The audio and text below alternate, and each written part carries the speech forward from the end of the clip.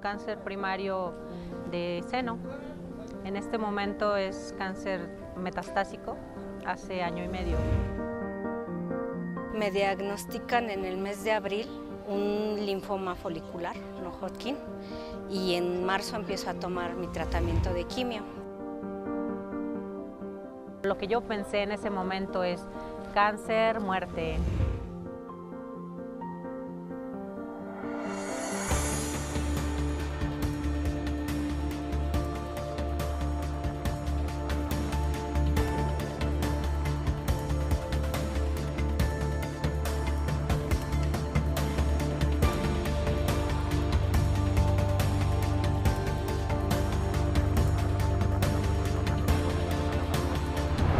Fue etapa 2, fue un carcinoma ductal infiltrante, afortunadamente diagnosticado muy oportunamente. Apareció la bolita en marzo del 2009 y no me atendí a tiempo. Estuve en una terapia alternativa que no funcionó, entonces llego para enero del 2010 ya con un tumor ya muy crecido y obviamente pues ya en etapa muy avanzada, que fue una etapa 13, es decir, a punto de metastizar.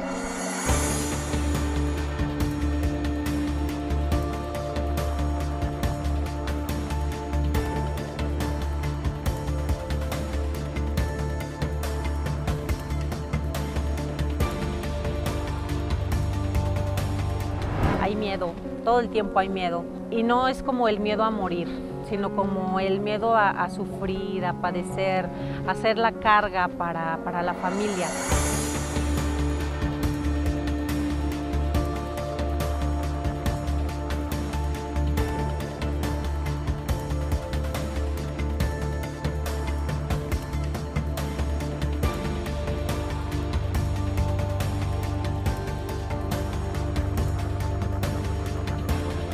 Lo tomé del lado más positivo, optimista, y pues gracias a Dios estoy aquí. Desde el momento del diagnóstico, tú debes de considerarte sobreviviente.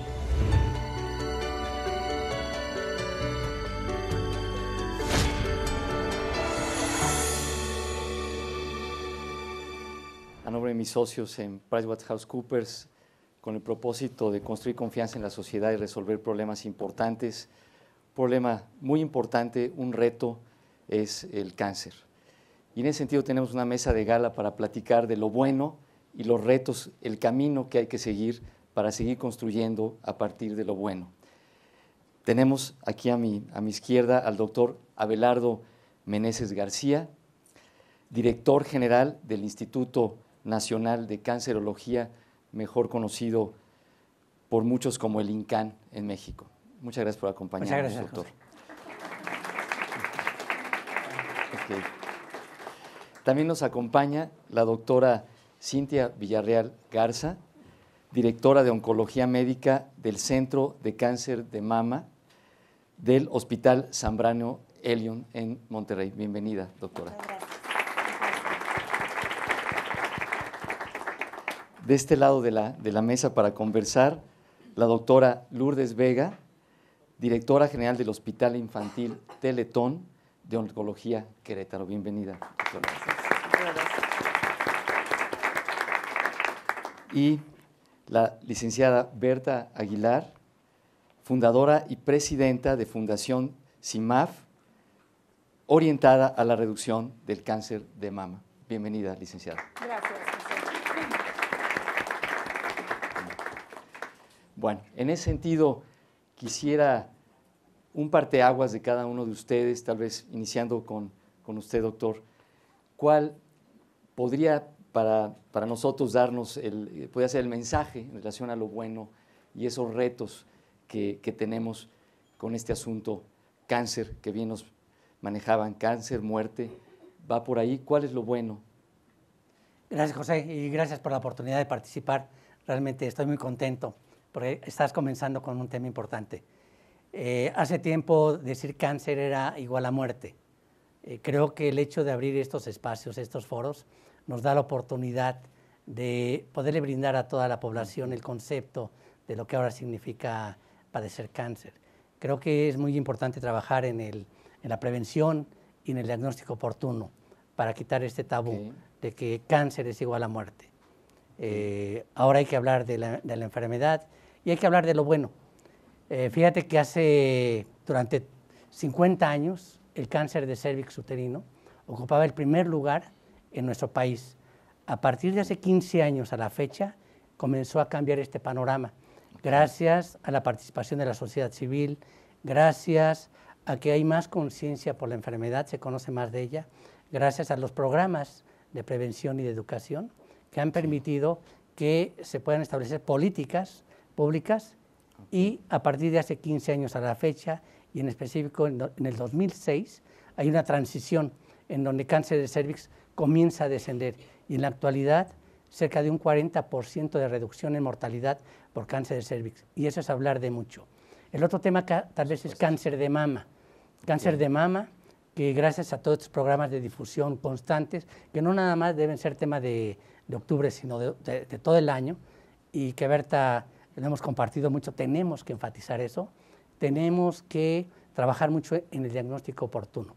Y en este sentido, ahora cáncer de mama comienza a ser una enfermedad en donde el 80% de los pacientes que son tratados de manera adecuada tienen una supervivencia del 80% a 5 años. Eso también es un logro y en los estándares internacionales de calidad es muy importante. Más adelante vamos a mencionar el por qué este logro. El hecho de haber creado el Seguro Popular ha contribuido mucho en esto. Excelente, excelente. Pues bueno, creo que es un punto de partida el considerar los aspectos de política pública, los programas. Platiquemos un poquito más a fondo. Y del lado de Zambrano Elion, Cintia, ¿qué nos puedes decir? Evidentemente hay muchos aspectos del lado de academia, investigación, por dónde podemos tener el punto de partida de lo bueno, pero también cuáles son los retos. Bueno, yo creo que de lo bueno que podemos mencionar es el número de oncólogos, cirujanos oncólogos, especialistas en cáncer que ha aumentado a lo largo de los años. Hace 6 años teníamos menos de 500 especialistas para todo el país en cáncer y ahora esta cifra ha ido aumentando poco a poco y tenemos ahora alrededor de 1,600 especialistas en las diferentes especialidades de cáncer. Más aún, ahora tenemos subespecialidades en cáncer. Varios de nosotros nos hemos especializado en subtipos de cáncer específico y eso se empieza a requerir porque es tanta la información que hay que necesitamos pues estar enfocados a una especialidad o a 2 o 3 probablemente. Eso nos permite tener mucho más acceso a la información relevante, actualizada y que de esta forma podamos contribuir a un mejor manejo de nuestros pacientes. La segunda cosa que me gustaría comentar es la parte de investigación. Y cuando hablamos de investigación, generalmente pensamos en el laboratorio y todos los avances que nos van a platicar en el segundo foro, pero no solamente eso es la investigación, hay la investigación clínica, que es esta parte de hacer muy organizada y de manera muy metódica la recolección de información y de las cosas que vemos día a día los médicos que vemos a pacientes. Y de esta forma podemos documentar lo que pasa, cuáles son las necesidades, ver cuáles son las posibles intervenciones y cómo esto puede tener repercusiones positivas o no. Y de esta forma luego poder replicar lo que funciona, y no nada más en algún sitio, sino en otros sitios del país e incluso en Latinoamérica, donde nos parecemos mucho más. Bien, entonces del lado de lo bueno, el aumento en el número de especialistas y también toda esta parte de un enfoque hacia investigación clínica, ¿no? Muy bien, Cintia, muchas gracias. Ahora, por el lado de Teletón, Lourdes, creo que ahí es un ángulo muy importante, difícil a veces de enfrentar, la parte del cáncer infantil. ¿Por dónde está el punto de partida en lo bueno y hacia dónde vamos? Sí, pues agradeciendo mucho la invitación a este foro. Lo más importante que creo que podemos comentar en este momento es cómo la sociedad va participando de alguna manera en cuanto a Teletón, pues donando, haciéndose solidario con los niños con cáncer y nosotros también correspondiendo con una educación para forjar una cultura a favor de los pacientes con cáncer, en el caso muy específico nuestro, los niños.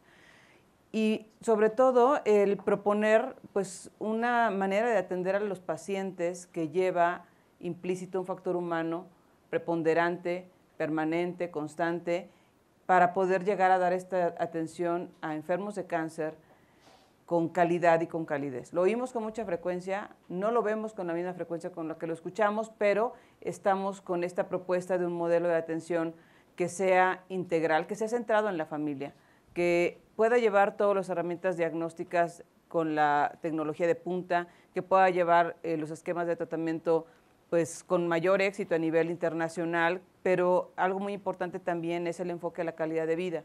Nosotros tenemos en el hospital un enfoque muy especial porque centramos el cuidado no solo en el paciente, sino en la familia, y tenemos la manera de poder abrazar a la familia con un esquema que incluso da un acompañamiento permanente aún en los momentos más críticos y aún en una estancia en terapia intensiva. Tenemos una casa donde los niños viven durante el tiempo que están en tratamiento.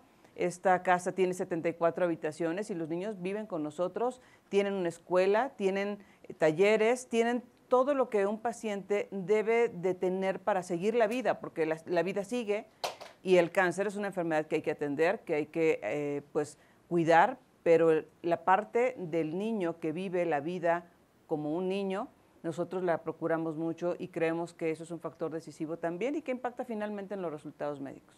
Muchas gracias, Lourdes, y definitivamente algo que ha promovido nuestra propia sociedad y que es una realidad en la parte de Teletón, es algo bueno y con una dirección que tú planteas. Y el otro aspecto ahí vivido desde la Fundación, Berta, la parte de la mujer, el cáncer de mama, ¿por dónde tenemos ese punto de partida de lo bueno? ¿Hacia dónde vamos? Bueno, pues antes que nada, muchas gracias por la invitación. Te voy a hablar primero como sobreviviente. Yo padecí cáncer de mama a los 30 años, hace 18, en un México en donde se hablaba muy poco de cáncer de mama. Realmente aceptar que tenías la enfermedad no era común, no había un movimiento tan rosa como el que tenemos hoy. Lo bueno es muchísimo, lo bueno es que el movimiento rosa ha crecido, son muchas las organizaciones civiles que estamos trabajando de manera conjunta para hacer cambios en política pública. Como bien lo decía el doctor Meneses, Fundación CIMAP también tiene una carrera caminata mixta que se llama Huellas, que es en el mes de mayo. Con esto lo que estamos haciendo es fomentar que la mujer no solamente se revise y se cuide durante el mes de octubre, sino también todo el año. Muchas veces decimos porque el mejor regalo que le podemos dar a quien nos dio la vida es recordarle acerca de sus mismos estudios. Lo bueno es estas alianzas que tenemos con el Instituto Nacional de Cancerología, lo bueno es el foro que realizamos esta mañana sobre las necesidades de las pacientes con cáncer de mama metastásico. Lo bueno es toda la visibilidad que hoy tenemos gracias a iniciativas que pueden ir desde un balón rosa, en donde se involucran a los hombres, desde campañas como Favor de Tocar y Favor de Apoyar, que involucran la parte del hombre. A mí me parece que el movimiento en una parte se veía como el cáncer de mama un tema aislado de mujeres, y no, el cáncer de mama es imperativo contar con el apoyo de los hombres. El hombre como tu padre, tu hijo, tu hermano, tu pareja, tu compañero de trabajo. Entonces me parece que los avances son muchos. Creo que apuntando a todo eso bueno y con lo que nos menciona la licenciada Berta Aguilar, quisiera hacerles algunas preguntas, algunos retos. Y en ese tema, doctor Abelardo Meneses, hablando de alianzas, de visibilidad, en la parte del sector público, cuando hablamos de política pública, de infraestructura que se debe de promover, que se cuente, aspectos como el INCAN, que es excelente, pero está ubicado geográficamente en un lado y no pueden hacer milagros para toda la nación. ¿Por dónde va esa política pública evolucionando? ¿Dónde están los retos, los aspectos que como sociedad debemos de empujar más con esta vista integral, gobierno, sociedad, sector privado? Sí, ciertamente el cáncer se presenta en cualquier grupo de edad, en cualquier situación, en cualquier estado, en todo el país. Y nosotros atendemos alrededor del 8% de todo lo que es el cáncer en el país. Por eso es muy importante fortalecer en los estados los centros oncológicos. Mencionábamos, hay 5 estados que carecen de centro oncológico. Sin embargo, el resto de los estados de la República lo tienen. Pero aquí lo que tenemos que hacer es trabajar en un programa integral de prevención y de control de cáncer. ¿Esto a qué nos lleva? A que podamos establecer políticas públicas para atacar los factores de riesgo y a la vez fortalecer los temas de diagnóstico oportuno y que en todo el país exista, se homologue la forma en la que nosotros establecemos el diagnóstico oportuno, igualmente el tratamiento, el acceso al paciente que está en la fase avanzada, en la fase en donde requiere de cuidados paliativos, y aquel que ha logrado sobrevivir a la enfermedad. Porque también uno piensa que el paciente que ya no tiene actividad tumoral ya debe de ser enviado a su casa, y no, todavía tiene muchas secuelas producto del mismo tratamiento de la enfermedad que uno tiene que seguirlo atendiendo. Entonces, ¿qué es lo que el Instituto Nacional de Cancerología quiere? Es que estos modelos que son exitosos se puedan replicar a lo largo del país. Creo que es muy importante que nos unamos las instituciones y que ya no estemos fragmentados. El sistema de salud, teniendo el Seguro Social, el ISSSTE, Pemex, las Fuerzas Armadas y la Secretaría de Salud, tienen que entrar dentro de un programa en el que podamos contemplar todo este abanico que contempla el cáncer: prevención, diagnóstico oportuno, tratamiento, cuidados paliativos y rehabilitación. Romper silos, tener una visión común y en ese sentido de replicar modelos, a lo mejor me muevo un poquito hacia Cintia. En el replicar modelos, nos hablabas de academia, nos hablabas de investigación. Realmente, ¿cómo podemos ayudar con aspectos concretos? ¿Algún ejemplo que nos des de alguna iniciativa reciente en donde el paciente se sienta más en control de su propia enfermedad? A mí me gustaría especificar esta parte de lo bueno, cómo ha habido esas alianzas entre pacientes, organizaciones no gubernamentales, instituciones públicas y privadas y médicos. Esa alianza ha permitido hacer ahora programas especiales que hace muy poco no teníamos. Y por poner algunos ejemplos, pues está el programa que lidereo, que es el programa Joven y Fuerte, que está dedicado a mujeres jóvenes con cáncer de mama, donde se empiezan a hacer esfuerzos para este segmento de la población que son muy importantes porque las pacientes se empiezan a sentir identificadas con un movimiento, se empiezan a unir, empiezan a hacer camaradería, se empiezan a involucrar unas con otras, y no solo ellas, sino sus familiares, y el equipo de salud se integra de forma muy importante con ellas. Y no solamente es esta iniciativa, hay otras como Hagamos del Sarcoma Historia, como Si Tienes Ovarios, como Tanto por Hacer acerca del cáncer de mama metastásico, donde son estos cimientos que se empiezan a crear y que empiezan a haber programas que ayudan a estos grupos de pacientes y que a su vez pueden empezar a ser replicables en varias instituciones, lo que platicábamos hace rato, que no solamente se quede en cancerología donde empezó, sino empiece a replicarse en Monterrey, en Puebla, en los distintos centros de salud.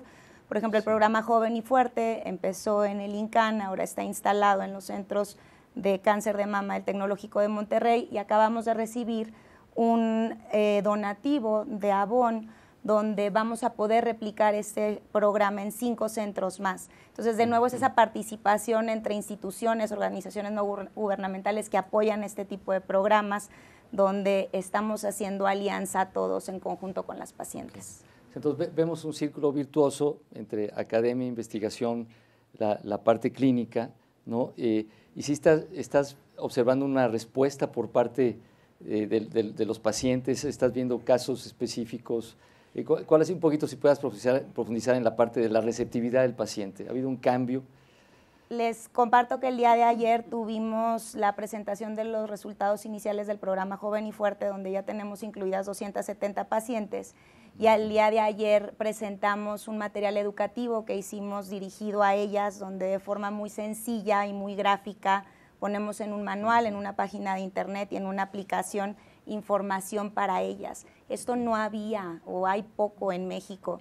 Y no nada más esto, hicimos fotos de las pacientes, testimonios. O sea, ahorita tenemos material donde las pacientes se sienten identificadas y no es una foto de alguien pues, anglosajona, sino ahora tenemos pacientes mexicanas donde la paciente se identifica. Y el día de ayer que tuvimos este evento fueron alrededor de 150 personas, de las cuales alrededor del 40% eran pacientes, con sus familias, con sus niños, con sus esposos, había 2 bebés, porque bueno, este segmento es de mujeres jóvenes, y realmente esa receptividad fue impresionante. Realmente las pacientes están completamente involucradas con esta iniciativa y pues nos sentimos muy orgullosos como equipo, como instituciones, de estar haciendo estos esfuerzos a favor de las pacientes. Y quizás yo podría agregar otro programa doctor, que puede ser ejemplo de lo que comentaba la doctora Villarreal. Cáncer de testículo. Recuerdo hace algunos años sentándonos en un equipo, así trabajando precisamente con la sociedad civil, surgió el tema de en qué podemos ayudar para mejorar la atención del paciente con cáncer. Pero en el grupo en el que estaba yo sentado eran básicamente fundaciones que se dedicaban a los niños y poco a los adolescentes y a los adultos. Y yo les dije, bueno, yo veo, me toca atender pacientes adultos, ¿de qué manera podríamos trabajar? Y había un sector que estaba descuidado, que era el de los adolescentes. Entonces, ¿qué tumor maligno es más común en el adolescente? El cáncer de testículo. Entonces, con la Fundación Rebeca de Alba comenzamos esta iniciativa. Planeamos 150 pacientes con cáncer de testículo y entrevistamos a cada uno de los pacientes a lo largo de un año. La Fundación Rebeca de Alba aportó el medicamento, aportó la prótesis testicular y la colocación del catéter para la aplicación de quimioterapia. Y el Instituto Nacional de Cancerología desarrolló un programa de investigación para este grupo de pacientes. Todos los pacientes refirieron, cuando los entrevistamos personalmente, dice, es de que yo me di cuenta que tenía un tumor en el testículo, pero me dio pena comentárselo a mi papá o a mi hermano o a mi amigo. No lo hice hasta que ya no cabía en mi mano, o cuando me acostaba ya no cabía en el calzoncillo, o ya tenía yo mucho dolor. Entonces, ¿qué es lo que aprendemos de estos programas cuando los damos a conocer? Que hay que trabajar mucho en prevención y en diagnóstico oportuno, de que si está bien informada la población, pudiéramos diagnosticar tempranamente esas enfermedades y curarlas, porque el cáncer de testículo es una enfermedad potencialmente curable si se detecta a tiempo. Afortunadamente, estos pacientes, imagínense, la mayoría entre los 15 y los 29 años de edad, pues están en edad escolar, son todavía dependientes de la familia, muchos de ellos becados de sus universidades, tenían que abandonar sus estudios o trabajaban en la construcción, ahora están incorporados a la sociedad. Excelente. Son ejemplos de programas que se pueden llevar que después se pueden llevar al y Seguro Popular. Incrementar esa colaboración. Y bueno, en ese sentido, tal vez poner un poquito el dedo en la parte nuevamente infantil y decir, bueno, nos comentabas, Lourdes, del modelo integrado centrado en la familia. Sabemos que, por ejemplo, el IMSS nació mucho con ese modelo del médico familiar. ¿Qué tanto hay alguna, digamos, convivencia o compartir buenas prácticas con el sector público, el IMSS, o con otras partes del sector privado? ¿Tú ves que estamos en la dirección correcta ahí? ¿Por dónde nos apuntarías? No nada más lo bueno, pero sí los grandes retos de Teletón. Sí, la verdad es que la oncología pediátrica es una especialidad, una subespecialidad pues relativamente joven, y a lo largo de este camino pues hemos ido los oncólogos pediatras tratando de unificar, ¿no?, criterios de atención para los pacientes, lo cual pues se ve limitado en ocasiones por la infraestructura y los recursos propios de cada centro, pero creo que lo bueno es que se siente y se ve empezar a romper paradigmas, barreras, fronteras y poder empezar a compartir conocimiento, a poder tratar a pacientes en diferentes centros, teniendo a su médico propio, médico tratante, nosotros le llamamos un médico acompañante, en su centro de oncológico. Este modelo del médico acompañante, que podría ser a lo mejor una manera como se pudo visualizar inicialmente el médico familiar, que es pues lo que antaño era el médico de cabecera, ¿no?, el médico al que le tienes toda la confianza, con el que tienes toda la relación, pero pues la verdad es que a veces la situación geográfica dificulta el que los pacientes puedan tener toda la solución en su mismo centro. Eso hace que los pacientes tengan que pues transportarse por cientos de kilómetros para ir a realizarse un estudio y regresar con su médico. Entonces creo que una parte importante, lo comentaban los doctores, es empezar a hacer estas alianzas, convenios, relaciones, uniones para poder apoyar a los pacientes. Esto es algo que se ve en niños y en adultos, y creo que es algo que estamos nosotros aportando. Estamos en el hospital recibiendo niños de diferentes estados de la República para cierta parte del tratamiento, para cierta parte del diagnóstico, y los niños pueden regresar después a su centro y continuar su tratamiento con su médico oncólogo en su centro de base. Licenciada Berta Aguilar, ¿cómo debemos de ver? ¿Hay realmente prevención en la parte de cáncer o cómo deberíamos de enfocar esa parte de prevención? ¿Cuál es su punto de vista? Hablando del tema de prevenir el cáncer de mama, nosotros hablamos de detectarlo oportunamente. Realmente lo que nos parece aquí es que necesitamos mucho más información hacia la sociedad, hacia la comunidad médica. El cáncer de mama detectado a tiempo puede ser curable y seguimos diciendo que es importante la autoexploración mensual, la palpación clínica y la mastografía a partir de los 40 años. Sin embargo, hablar de cáncer de mama en el Distrito Federal es una historia totalmente diferente a cuando te alejas un poquito a otros estados o a comunidades marginadas, en donde, por ejemplo, para dar pláticas no tenemos ni siquiera electricidad. Utilizamos unos laminógrafos que hicimos junto con Mexfam, en donde gráficamente pueden ellas entender cómo se constituye la glándula mamaria y qué es a lo que tienen que estar pendientes. Esta manera de estar conscientes de tu cuerpo es lo que va a cambiar. Yo creo que por muchos años hemos sido un país mocho, en donde no te toques, no te veas, y ahora hay que romper ese mito, ¿no? Y macho también quizá, ¿no? Muchos hombres tienen… Mocho y macho. No, mocho y macho. Que hay que romper eso. ¿Por qué? Porque el cuerpo es algo precioso de la mujer y tenemos que preguntarles, un proceso tan natural como la menstruación, no lo cuestionas. Sin embargo, ¿cuántos padres de familia o hombres están en cercanía con sus hijas para ver si se están o no realizando la autoexploración? El cuerpo es sagrado y lo más importante es tener esta conciencia, es empoderar a las mujeres para que se hagan responsables de todo lo que entra a ellos. Y como te decía hace rato, pues volver a los estilos de vida saludables. El cáncer de mama no se puede prevenir, pero sí se puede detectar oportunamente. Y hoy estamos envueltos en una comunidad que nos lleva demasiado rápido, que nos ofrece productos que nos satisfacen de manera inmediata, pero que nos van a causar un sinfín de problemas. El tema también del tabaco, o sea, tenemos que también asumir la parte como ciudadanos de qué no estamos haciendo para no aterrizar en un sistema de salud sobrecargado que no nos puede curar. Muchas gracias. Pues bueno, doctor Abelardo, Cintia, Lourdes, cáncer no es igual a muerte. Cáncer se puede enfrentar, déjame tomar de Cintia, joven y fuerte, no estamos solos, con alianzas, trabajemos juntos en pos de mejorar la situación del cáncer. Muchas gracias.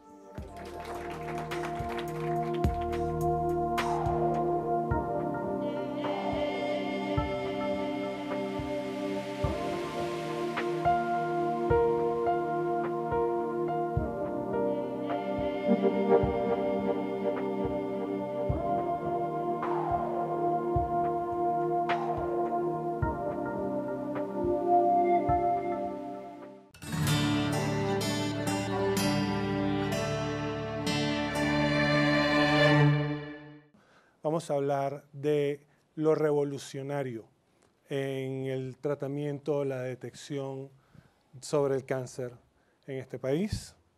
Mi nombre es Tomás Sarmiento, soy el editorial manager de México Health Review. Quería empezar este panel un poco por que nos comentara un poco, profesora Chávez, en qué se centra su trabajo en el Anderson Cancer Center. Entiendo que tiene mucho que ver con mujeres enfermas en cáncer de mama. No sé si nos puede comentar un poco sobre lo que hacen. Claro que sí, antes que nada, muchísimas gracias por la invitación y por esta oportunidad de hablar acerca de lo que son el día de hoy los tratamientos de las pacientes con cáncer de mama. Como oncóloga médica especialista en cáncer de mama, me dedico a tratar mujeres con cáncer de mama, principalmente mujeres con cáncer de mama avanzado o metastásico, es decir, cáncer de mama que ha salido de la glándula mamaria y de los ganglios linfáticos y se ha diseminado. Y me dedico también a hacer investigación. En el MD Anderson hacemos investigación en muchos ámbitos. Yo personalmente me dedico a investigar la manera en la que se dan los tratamientos a nivel nacional, si estamos dando tratamientos de calidad, cuáles son las poblaciones que no están recibiendo tratamientos adecuados para poder identificar cómo podemos mejorar los tratamientos. Nos dedicamos también a desarrollo de drogas nuevas, a evaluar cómo funcionan estas drogas en nuestras pacientes, y estos estudios clínicos realmente han sido algo que nos dan hoy pie y nos dan la oportunidad de tener mejores tratamientos. Yo creo que algo que es muy importante y que se relaciona con el panel previo es que el día de hoy las mujeres con cáncer de mama viven más y viven mejor, y esto es en parte gracias a nuevos tratamientos que tenemos, y tenemos estos tratamientos también gracias a una colaboración multidisciplinaria con científicos básicos, con investigadores en medicina translacional, que al permitirnos conocer más de la enfermedad como tal, nos permiten desarrollar drogas nuevas que hacen que hoy nuestras pacientes puedan vivir más. Profesor Astudillo, usted tiene experiencia no solo en el sector médico y empresarial, sino también en desde la época en que era investigador del IMSS. ¿Nos puede contar un poco sobre, los test que lleva a cabo su empresa y un poco cómo ayudan estos test hacia el sector público en el diagnóstico y la detección de mejores tratamientos para el cáncer? Claro, por supuesto. Nanofarmacia Diagnóstica es una empresa mexicana, 100% mexicana, que nació con la necesidad de implementar en nuestro país un servicio o un modelo de atención para responder la pregunta de genómicamente qué tratamiento le conviene más a un paciente. Ya casi 5 años de desarrollar esta aventura empresarial, y después de poco más de 18,000 pacientes evaluados en México y ya en Centroamérica y el Caribe, donde tenemos ya presencia, no solamente nos hemos abocado a programas preestablecidos con el apoyo de la industria farmacéutica para potencializar estos marcadores genómicos y genéticos en el uso inteligente de las nuevas drogas para el cáncer, sino también en un modelo de desarrollo tecnológico en el cual, gracias al programa de estímulos de la innovación del país, CONACYT, Secretaría de Economía, hemos desarrollado 2 productos muy interesantes. Un producto de análisis multigénico que se basa en 409 genes y que puede mapear hasta 16,000 mutaciones, y que es implementado en nuestras áreas, y otro sistema que es el software Aurora, que es una patente original con un software de inteligencia artificial, donde estas alteraciones el médico las puede potencializar desde su dispositivo móvil una vez que recibe este reporte tecnológico. Y bueno, esas son nuestras contribuciones en el tema médico, biomédico y de apoyo a la terapéutica del paciente oncológico. Muchas gracias. Profesor Lucero, ustedes en el Centro de Investigación de Cáncer de Sonora están llevando a cabo toda una investigación de punta sobre el área molecular para trabajar en inmunología del cáncer. Hablaban en el panel anterior que hay cánceres que no se curan o que no se pueden prevenir, pero entiendo que parte del trabajo que están llevando ustedes a cabo es precisamente prevenir antes de que estas cosas ocurran. Entonces, ¿nos puede contar un poco del trabajo que están haciendo en Sonora? Muy agradecido por la invitación. Efectivamente, nos enfocamos más a la parte inmunológica del cáncer. Esto no es nada nuevo, eso ya tiene por lo menos un siglo, y solo que no había tenido éxito. Últimamente tiene un boom con los nuevos medicamentos. Ahora sabemos que los medicamentos que tenemos en la actualidad son solamente 8% de ellos son inmunológicos. Sin embargo, de aquí en 5 a 10 años, eso va a ser el 60%. Entonces tenemos que aprender inmunología. Antes no sabíamos que nuestro organismo tenía la capacidad de defendernos de los cánceres. Ahora sabemos que eso es así, pero además sabemos que de repente nuestro propio organismo trabaja en contra de nosotros con el afán de defendernos, pero el propio tumor se encarga de cambiar todo el microambiente que ahora sabemos que existe. Y entonces nuestro trabajo es tratar de cambiar ese microambiente, inclusive con tratamientos convencionales. Por ejemplo, la quimioterapia, sabemos Todo lo hemos usado los oncólogos por muchos años, pero ahora hay una forma más nueva de usar la quimioterapia, inclusive la conocida, inclusive las más antiguas, que se llama ahora quimioterapia inmunogénica. Lo mismo la radio. La radio también lo usábamos para tratar de erradicar localmente un tumor, pero ahora sabemos que no necesariamente se tiene que hacer eso.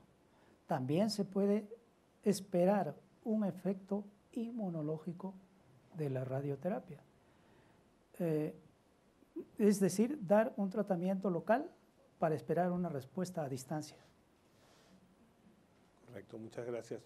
Jorge, Miraculous está trabajando en estas pruebas de microRNA. ¿Tú nos puedes explicar un poco a los legos de qué se tratan este tipo de test y qué diferencia ofrecen con respecto a los test más tradicionales de detección de cáncer? Entiendo que la especialidad en lo que están trabajando es detección de cáncer de estómago, pero ¿nos puedes explicar un poco más del tema? Sí, nosotros estamos desarrollando una plataforma que utiliza microRNAs como biomarcadores para diagnóstico. Como dices, cáncer de estómago es nuestra primera aplicación clínica. Siempre la analogía que más me gusta usar de los microRNAs, supongamos que todas las mutaciones genéticas que tú tienes, que dicen qué tan propenso eres o no a desarrollar ciertas enfermedades, por ejemplo, en cáncer de mama tienes la mutación BRCA u otras, digamos que es el tablero del coche. Son todos los sensores que existen en el tablero del coche. Están apagados, pero ahí están. Está la posibilidad de que se prendan. Cuando se prende uno de esos, es porque se expresó algún problema en la maquinaria del coche. Y los microRNA son los que se encargan de regular que esos sensores no se prendan, que ese problema no exista. Y si se prenden, nosotros lo detectamos.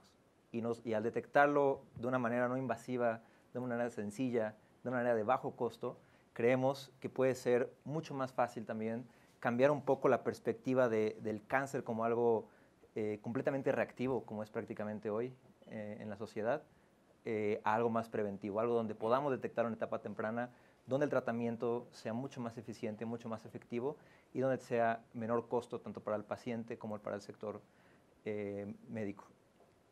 Nosotros, como decías, cáncer de estómago es nuestra primera aplicación. Nosotros estamos estrenando una plataforma más general. Más bien lo que nosotros queremos hacer es buscar empresas que ya tengan alguna validación de microRNAs y alguna enfermedad, y hemos trabajado con algunas. Sin embargo, decidimos apostar en nosotros y hacer los estudios clínicos para cáncer de estómago porque vemos que es una enfermedad, si combinas ambos sexos, es el segundo cáncer más mortal de México y el tercero a nivel mundial. Y es un cáncer que si te diagnostican cáncer de estómago, si tuvieras cáncer de estómago en 1965 o en el 2016, el diagnóstico, el tratamiento y el resultado muy probablemente sería el mismo. Muchas gracias. Profesor, de la física a la astronomía a la medicina, ¿qué tipo de aplicaciones y cómo llega un físico de materiales a la disciplina médica? Bueno, en primer lugar, muchas gracias por la invitación y yo quisiera decir que en la ciencia moderna, en el siglo XXI, se acabaron las divisiones. Ya no somos físicos, ya no somos químicos, somos científicos, porque la ciencia es una sola, la división de áreas es algo del siglo XIX, no de la naturaleza. En ese sentido, pues la ciencia es integral y hay que atacar un problema desde muchos puntos de vista. Yo lo que quiero decir es que los economistas le llaman a la etapa que estamos ahorita la tercera revolución industrial, la etapa electrónica, donde surgió la electrónica. El transistor se descubre por unos físicos en 1949 y empieza a ser comercial en los 80, salen las computadoras y finalmente llegamos al iPhone y a todo este cambio que ha habido gracias a la electrónica. Sin embargo, eso ya falta un device más, que es el que sigue, el siguiente de estos, y ahí se acabó la electrónica, ahí se terminó, porque ya la ley de Moore ya se venció, ya no hay posibilidad de hacer más. Entonces, ahora lo que viene es otra revolución, lo que los economistas llaman la cuarta revolución industrial, que es la nanotecnología, que empezó en los 90s y que ahora está, digamos, lleva 25 años, es una ciencia relativamente joven, pero que sin duda va a provocar una revolución de magnitud muchísimo mayor. ¿Y dónde se espera que la nanotecnología, que la hacen físicos, químicos, ingenieros, en fin, es algo interdisciplinario, impacte la salud como uno de sus principales cosas. Y es muy natural, digamos, el pensar en la salud. Y bueno, simplemente doy un ejemplo, la biología sintética va a ser una realidad, el poder diseñar organismos sintéticamente que puedan hacer cosas. Y finalmente cosas como una computadora que piensa con el cerebro humano, que es un proyecto que ya está ahorita trabajándose, en el cual parte de mi grupo está trabajando. Correcto. Uno de los temas que yo comentaba con varios de ustedes antes del foro era la sensación de estar en un momento, como decía usted, profesor, de estar a punto de un rompimiento completo de la tecnología. Estamos hablando de cosas que hace 10, 15 años eran tema de ciencia ficción. Nanopartículas de plata, control y detección de microRNA, investigación molecular y anticuerpos monoclonales que se producen fuera del cuerpo para tratar una enfermedad. ¿Qué me pueden comentar de qué es estar desde el punto de vista de la disciplina médica en este momento, viendo hacia lo que puede pasar en 5 años?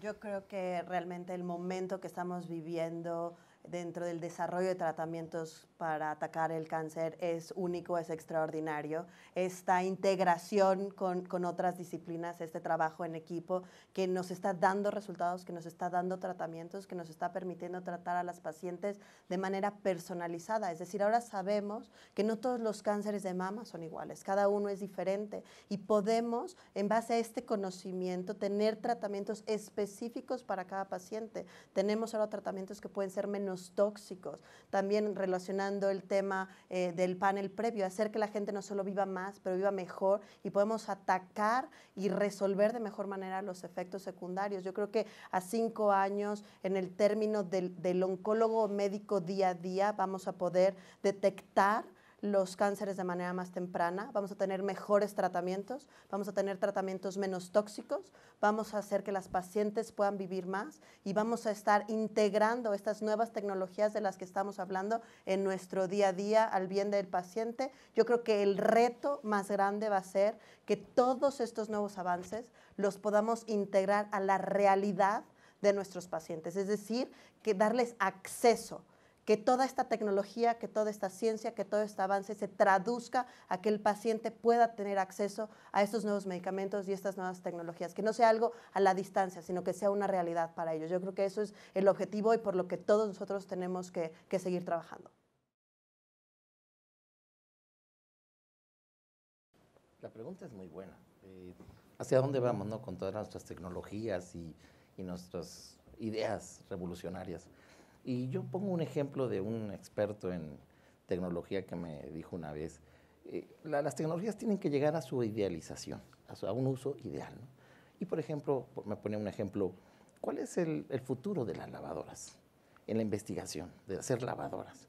Y la respuesta es lograr obtener a un día ropas que no se ensucian. No es el mejor lavador. Entonces, esa es la idealización. Entonces, en ese concepto, cuando traducimos nosotros en el laboratorio, lo que estamos haciendo en el día a día, la pregunta es, ¿hacia dónde va nuestra tecnología? Y esta pregunta, en alguna ocasión la contesté en un foro de la siguiente manera, porque así lo siento, que es, nosotros hoy en día estamos utilizando tecnologías, nanotecnologías, como bien lo mencionó el profesor, que son tecnologías que nos llevan a una reducción del mínimo necesario. Por eso nosotros llamamos a la compañía nanofarmacia, porque todo lo que hacemos es con cantidades nanométricas de DNA que usamos en nanogramos. Pongo otro ejemplo en el tema de diagnóstico. Para identificar los polimorfismos genéticos, antes se usaba tejido fresco, después tejido embebido en parafina, después cebillado de encía se puede usar para hoy, por ejemplo, para determinaciones de análisis de riesgo de BRCA 1 y 2, utilizamos saliva. Ya ni siquiera hay que tallar la encía. ¿Por qué? Porque tenemos cada vez necesidad de menos y menos cantidades. Y ese es el futuro que veo. Además, una cosa muy importante. Hoy nosotros podemos predecir y hablar de paneles multigénicos, ¿no? La restricción que tenemos nosotros en determinar, por ejemplo, 16,000 mutaciones en una muestra de biopsia líquida hoy en día, que son 5 mililitros de sangre circulante del paciente, no están limitados por la tecnología, están limitados por el conocimiento biológico. No, más allá de 409 genes, no sabemos todavía qué hay. Si fueran 10,000 ya lo pudiéramos hacer. Pero aún así tenemos una tecnología subutilizada. ¿Por qué? Porque en realidad con el nivel tecnológico, por ejemplo, que tenemos en nuestros laboratorios, hablo de nuestra empresa, estamos subutilizándola porque podríamos diagnosticar la enfermedad en etapas preclínicas. El cáncer tiene un momento de aparición y un momento de diagnóstico clínico cuando se manifiesta que puede tener hasta 3 décadas. ¿Por qué no estamos aquí?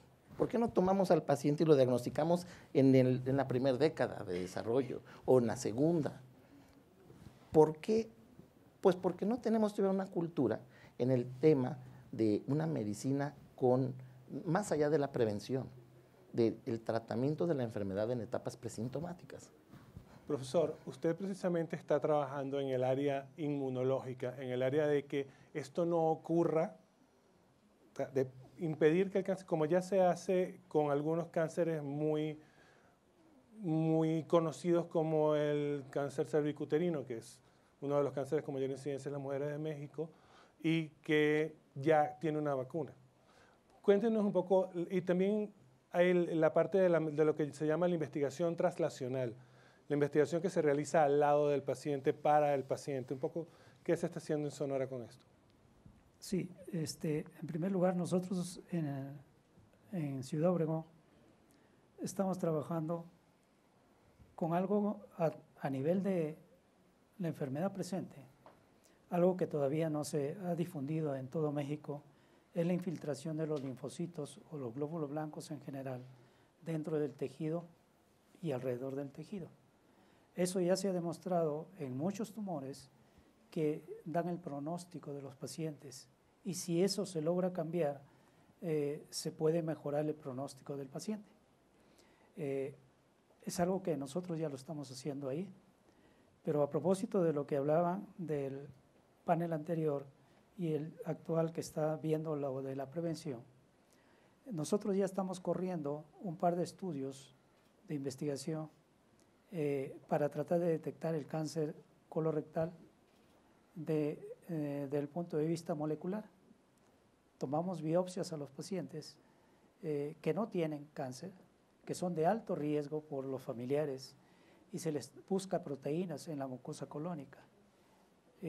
Eso ya tenemos más o menos alrededor de 350 pacientes reclutados y que se espera seguirlos por 10 años para ver si logramos detectar en el momento que quiera dispararse la enfermedad. Y algo parecido estamos haciendo, pero a población abierta, le hemos llamado protocolo inmunológico, buscando proteínas también o anticuerpos a nivel de suero o de sangre. Y los que son candidatos para colon también lo buscamos a nivel de la mucosa colónica para prevenir que no llegue la enfermedad. Uno de los elementos que me llamó mucho la atención cuando vi el panel que íbamos a tener era que son un grupo de científicos y de expertos en tecnología mexicanos con muchísimos años de experiencia, quizá no tanto tú, Jorge, pero yo sí. Y usted tampoco, profesor. Y usted tampoco, profesor. Pero la mayor parte de ustedes, 3 de ustedes están basados en el extranjero. Tú estás en San Francisco, usted está en San Antonio y usted está en Austin, en Houston. ¿Por qué la migración y un poco qué ventajas han encontrado en estos centros de investigación o en estos centros tecnológicos de última tecnología como Silicon Valley que no encontraban en México a la hora de desarrollar sus proyectos, a la hora de desarrollar su investigación? Bueno, para mí fue un asunto más bien de buscar un entrenamiento extraordinario. Yo soy egresada de la Universidad Nacional Autónoma de México con muchísimo orgullo. Realicé estudios de posgrado en Europa y quise realizar mis estudios de medicina interna y de oncología médica en el extranjero. Tuve la oportunidad de poder entrenarme en el mejor centro oncológico de Estados Unidos, en el MD Anderson, y dedicarme al trabajo de de la investigación y del manejo de las pacientes con cáncer de mama en un centro realmente extraordinario, y creo que algo que he podido hacer en la posición en la que estoy es seguir trabajando y contribuyendo y regresando a mi país. Para mí es un gusto estar aquí, colaboraciones con el Instituto Nacional de Cancerología, mis maestros están ahí, gente de la que sigo aprendiendo, y entonces no solo es estar lejos, es estar en otro país, pero finalmente estar aquí tratando también de apoyar la investigación y el trabajo y la difusión en México. Profesor. Bueno, mira, yo ahí te quiero comentar que ciertamente hay grandes ventajas de estar en el extranjero. Uno acaba en el extranjero por cuestiones de la vida, no necesariamente, pero yo sí veo que ahorita en México hay una gran oportunidad. De hecho, yo la mayor parte de mi investigación la hago en conjunto con mexicanos, porque en Estados Unidos hay una sobreregulación de todo y prácticamente es imposible trabajar en muchas cosas, ¿no? Entonces, esa sobreregulación ha parado mucho la investigación, ¿no? Y yo nomás te quería comentar, volviendo antes de que Jorge comente por qué estoy en el extranjero, que en el futuro está cambiando tanto que, digamos, si ahorita le preguntas a alguien, un señor que hace circuitos eléctricos, ¿qué es? Pues es un ingeniero electrónico, ¿no? En el futuro, como ya son más chicos ahora las nanopartículas hay que ordenarlas en un circuito, eso lo tienes que hacer, ya no lo puedes hacer con las manos, hay que hacerlo con proteínas. Las proteínas van a empezar a ordenarlas, ¿sí? Entonces, los que van a ser seguros en el futuro son los bioquímicos, ya no son los ingenieros electrónicos. Entonces, el cambio tan brutal que se está dando, ¿no? Bueno, en nuestro caso creo que es una combinación de muchas cosas. Por un lado, estar en el Silicon Valley, tienes 3 de las grandes universidades donde hay muchísima investigación. Tienes a UCSF, tienes a Stanford, tienes a Berkeley, que son 3 universidades con las que colaboramos. Entonces, muy fácil y están haciendo mucha investigación. Entonces, muy fácil tenemos acceso a muestras o a profesores o a equipos que como una empresa pequeña a veces no puedes comprar.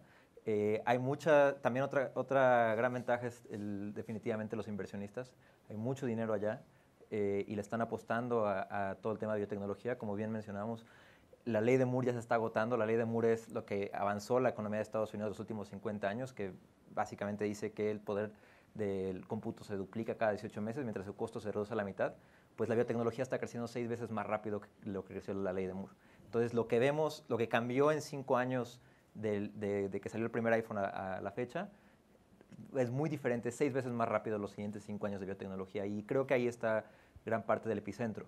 Por otro lado, y muy similar a lo que comentaron, nosotros, a pesar de que estamos allá y nos estamos guiando por todas las regulaciones de allá, lo que estamos diseñando, y creo que tiene mucho que ver con lo que comentaron también del acceso, para nosotros es bastante importante, y vemos que hay soluciones impresionantes y vemos tratamientos increíbles y avances tecnológicos que parecen ciencia ficción, que a veces la gente no puede tener acceso porque el tratamiento es muy caro, porque nada más está en algunas zonas específicas. Entonces, al final de cuentas, sí estamos avanzando, sí estamos llegando, rompiendo la ciencia ficción, pero no lo estamos democratizando. Para nosotros es bastante importante poner al paciente en el centro y saber que lo que estamos desarrollando no es para el 1% de la población. Independientemente de dónde vengas y de cuánto dinero tengas, queremos que estas personas tengan acceso, y por lo tanto, todas nuestras pruebas, todos nuestros estudios, todos los hospitales con los que trabajamos están en Latinoamérica, están en el sudeste asiático, y muy parecido también, más que ser una empresa mexicana, es una empresa global que da la casualidad que tenemos una presencia en San Francisco, pero también aquí, también en muchos otros lugares. Bueno, hacer un comentario ahí, porque bueno, somos diferentes casos, ¿no? Nanofarmacia es una empresa mexicana fundada en México por mexicanos y hoy en día con capital mexicano y con un mercado mexicano que ya se expandió globalmente. Yo estoy de acuerdo que el mundo es global, pero también hay que hablar de las cosas buenas, como hace rato comentó el doctor Meneses, que es, Nanofarmacia no hubiera podido desarrollarse. Bueno, antes que nada yo hice un doctorado en México, y después por el trabajo que hice fui invitado al Centro de Cáncer Alemán, trabajé con un grupo que posteriormente le dieron el Premio Nobel de Medicina, me ayudó mucho, hice una corta estancia muy pequeña en el Anderson, que tenía esa curiosidad, y finalmente me establecí en México con el apoyo del Instituto Mexicano de Salud Social, al cual todavía sigo perteneciendo, me siguen apoyando, sigo publicando con ellos y haciendo trabajos, alumnos, etcétera, de posgrado, pero finalmente la empresa mexicana surgió y hoy se expande ya de manera global. Yo mencionaba hace rato que hoy en día tenemos una situación muy favorable, como mencionó también el doctor Yacamán, que es los programas de estímulo nos han favorecido mucho. Llevamos 2 años en competitividad recibiendo estímulos a fondo perdido para estimular nuestra propia investigación. Y el segundo punto es que esa inversión ha generado conocimiento, ha generado negocio y además nos ha permitido establecer y tener la oportunidad de, por ejemplo, en el Foro Mundial de Cáncer que se hace cada año en Chicago, tener por segundo año consecutivo presencia, la única en el stand, en el foro del Exhibit Hall de los profesionales que se llama, donde están todas las empresas del mundo. En el tema de cáncer, somos la única empresa mexicana que ha tenido presencia en ese tema. Y eso, pues, es muy motivante. Y yo creo que, bueno, tampoco podemos cerrarnos a un mundo global donde sabemos que la interacción es lo que se tiene que continuar. Quiero nada más mencionar que nuestro eslogan siempre ha sido no random therapy, no terapias al azar. O sea, hay que tomar una decisión científica para ofrecer el mejor modelo terapéutico que beneficie al paciente. Y nuestra idealización de nuestras tecnologías es que algún día el cáncer solamente sea un signo zodiacal para leer el horóscopo en las mañanas. Me encantaría irme con esa frase que dijo usted, profesor Astudillo, que sea simplemente un signo del zodíaco. Para leer el horóscopo en la mañana. Muchísimas gracias. Les pido por favor un aplauso para nuestros panelistas.